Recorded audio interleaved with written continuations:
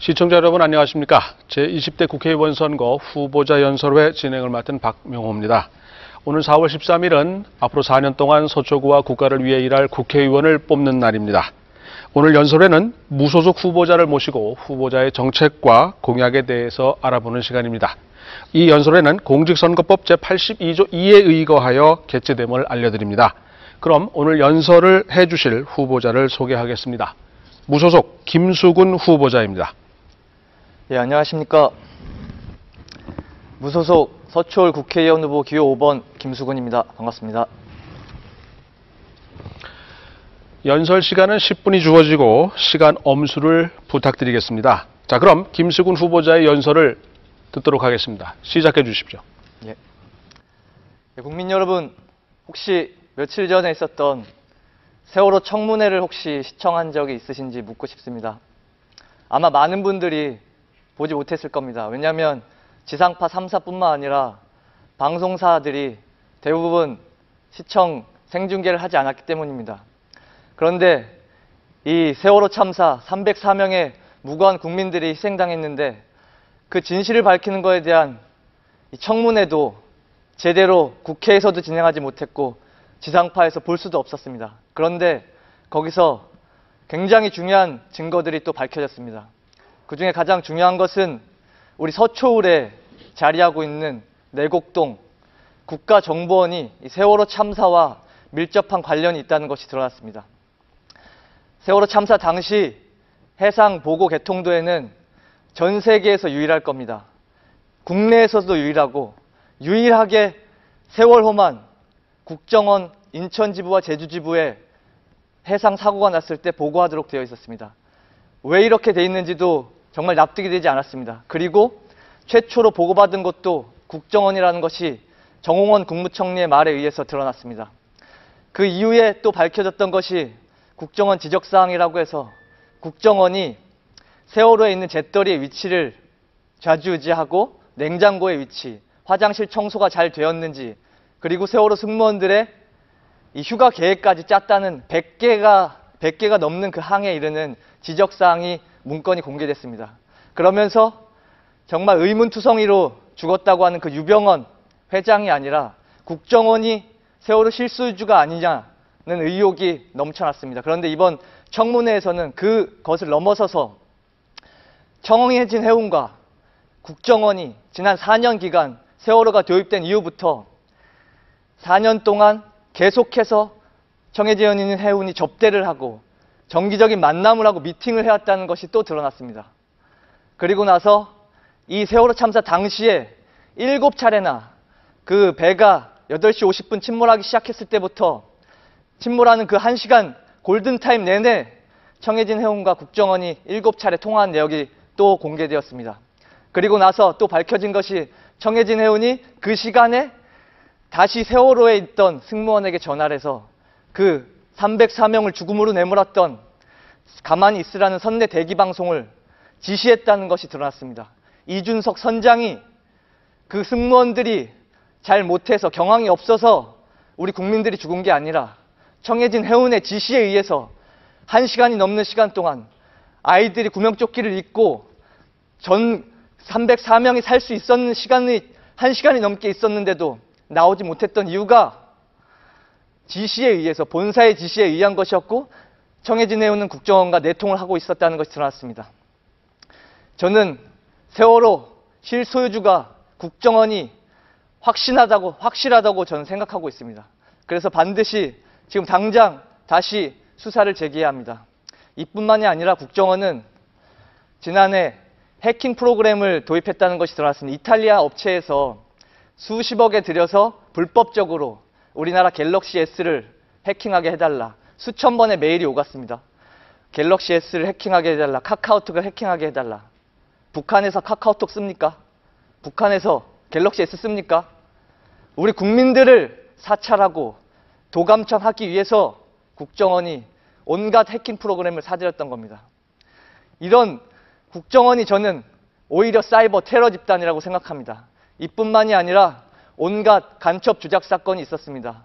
그리고 내란 음모 조작 사건도 있었고 이런 것들이 이어지면서 많은 의혹들이 난무하고 있습니다. 그리고 가장 큰 것은 국정원이 지난 18대 대선 댓글 단 거 다 알고 계실 겁니다. 지금 아무것도 처벌되지 않았습니다.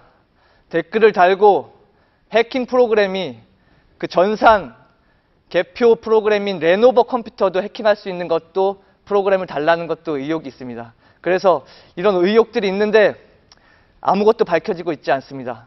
저는 이 지난 18대 대선이 그런 온갖 총체적인 관건 부선 선거로 인해서 당선된 선거였고, 그러므로 당선은 무효라고 생각합니다. 지난 그 대선 때문에 원세훈 국정원장은 지금 선거법 위반으로 구속되었습니다. 그러므로 당연히 당선은 무효이고 박근혜 대통령도 대통령의 자격이 없습니다. 그래서 저는 이 부정선거로 당선된 사람이 그 직을 유지하고 있는 것 자체가 헌법 수호 가치에 위반된다고 생각합니다. 그래서 저는 박근혜 대통령을 탄핵시키러 나왔습니다. 그 탄핵 사유 첫 번째가 지금 말한 부정선거입니다. 그리고 두 번째는 한일 위안부 매국 협상입니다. 제2의 을사늑약이라고 불립니다. 위안부 할머니들을 모욕하고 우리의 국권을 팔아넘겼습니다. 불가역성, 최종적이라고 합니다.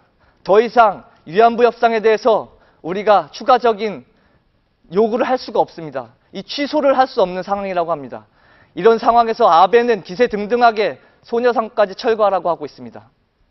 그리고 이제는 일본군 자위대가 한반도로 다시 재침략할 수 있는 기회마저 열렸습니다.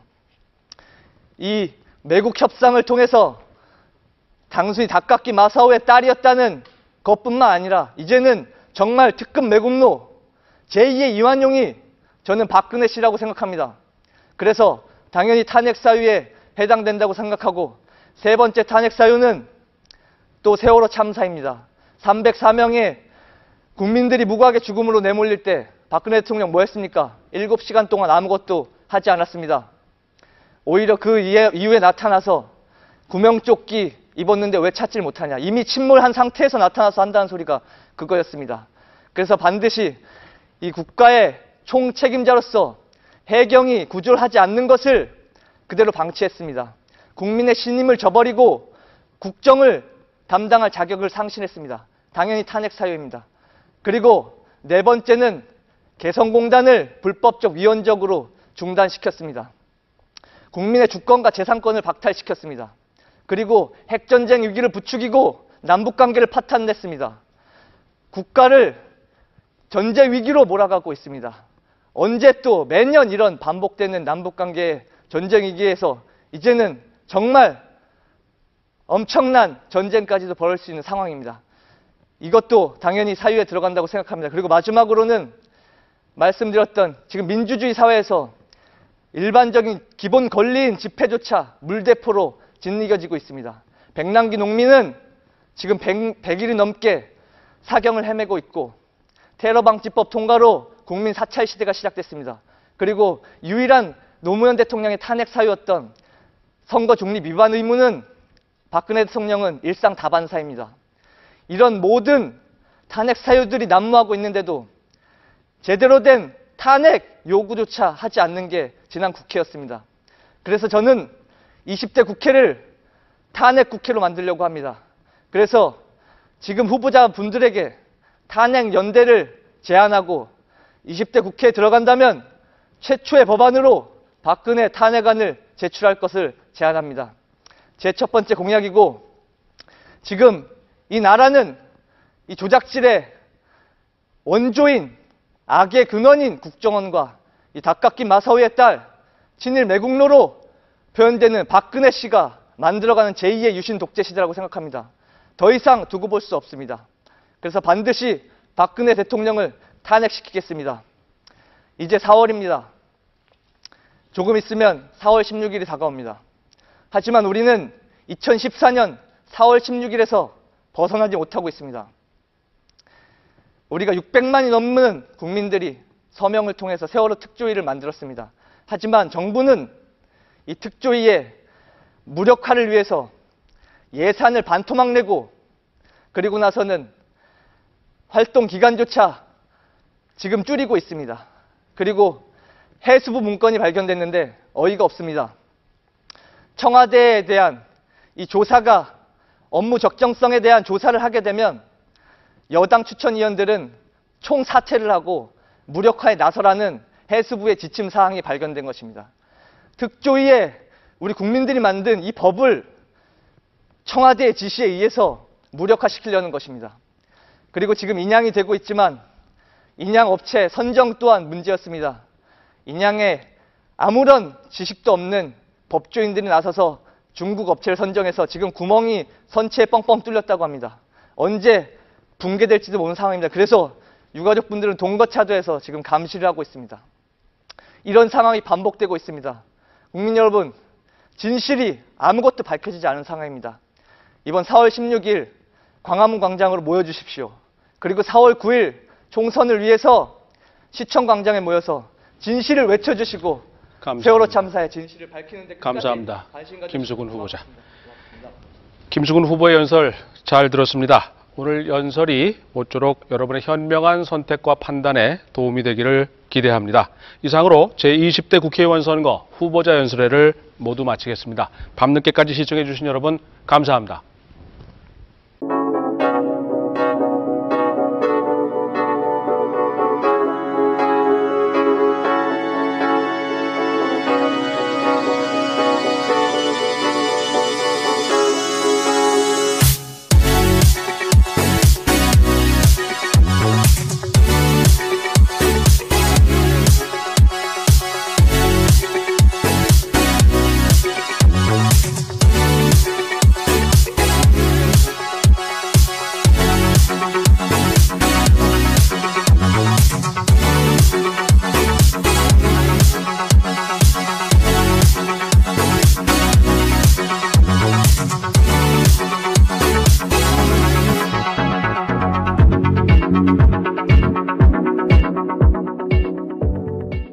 진실을 밝히는 것에 대한 청문회도 제대로 국회에서도 진행하지 못했고 지상파에서 볼 수도 없었습니다. 그런데 거기서 굉장히 중요한 증거들이 또 밝혀졌습니다.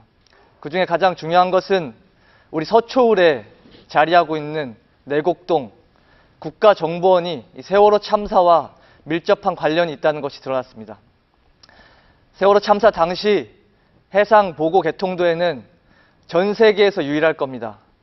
국내에서도 유일하고 유일하게 세월호만 국정원 인천지부와 제주지부에 해상 사고가 났을 때 보고하도록 되어 있었습니다. 왜 이렇게 돼 있는지도 정말 납득이 되지 않았습니다. 그리고 최초로 보고받은 것도 국정원이라는 것이 정홍원 국무총리의 말에 의해서 드러났습니다. 그 이후에 또 밝혀졌던 것이 국정원 지적사항이라고 해서 국정원이 세월호에 있는 잿더리의 위치를 좌지우지하고 냉장고의 위치, 화장실 청소가 잘 되었는지, 그리고 세월호 승무원들의 이 휴가 계획까지 짰다는 100개가 넘는 그 항에 이르는 지적사항이 문건이 공개됐습니다. 그러면서 정말 의문투성이로 죽었다고 하는 그 유병헌 회장이 아니라 국정원이 세월호 실소유주가 아니냐는 의혹이 넘쳐났습니다. 그런데 이번 청문회에서는 그것을 넘어서서 청해진 해운과 국정원이 지난 4년 기간 세월호가 도입된 이후부터 4년 동안 계속해서 청해진 해운이 접대를 하고 정기적인 만남을 하고 미팅을 해왔다는 것이 또 드러났습니다. 그리고 나서 이 세월호 참사 당시에 7차례나 그 배가 8시 50분 침몰하기 시작했을 때부터 침몰하는 그 1시간 골든타임 내내 청해진 해운과 국정원이 7차례 통화한 내역이 또 공개되었습니다. 그리고 나서 또 밝혀진 것이 청해진 해운이 그 시간에 다시 세월호에 있던 승무원에게 전화를 해서 그 304명을 죽음으로 내몰았던 가만히 있으라는 선내 대기 방송을 지시했다는 것이 드러났습니다. 이준석 선장이 그 승무원들이 잘 못해서 경황이 없어서 우리 국민들이 죽은 게 아니라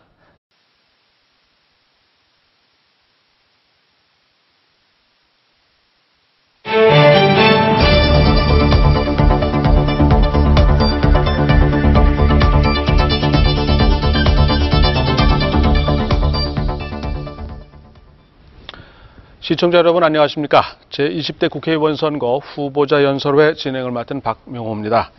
오늘 4월 13일은 앞으로 4년 동안 서초구와 국가를 위해 일할 국회의원을 뽑는 날입니다. 오늘 연설회는 무소속 후보자를 모시고 후보자의 정책과 공약에 대해서 알아보는 시간입니다. 이 연설회는 공직선거법 제82조 2에 의거하여 개최됨을 알려드립니다. 그럼 오늘 연설을 해주실 후보자를 소개하겠습니다. 무소속 김수근 후보자입니다. 예, 안녕하십니까. 무소속 서초울 국회의원 후보 기호 5번 김수근입니다. 반갑습니다. 연설 시간은 10분이 주어지고 시간 엄수를 부탁드리겠습니다. 자, 그럼 김수근 후보자의 연설을 듣도록 하겠습니다. 시작해 주십시오. 예. 국민 여러분, 혹시 며칠 전에 있었던 세월호 청문회를 혹시 시청한 적이 있으신지 묻고 싶습니다. 아마 많은 분들이 보지 못했을 겁니다. 왜냐하면 지상파 3사뿐만 아니라 방송사들이 대부분 시청 생중계를 하지 않았기 때문입니다. 그런데 이 세월호 참사 304명의 무고한 국민들이 희생당했는데 그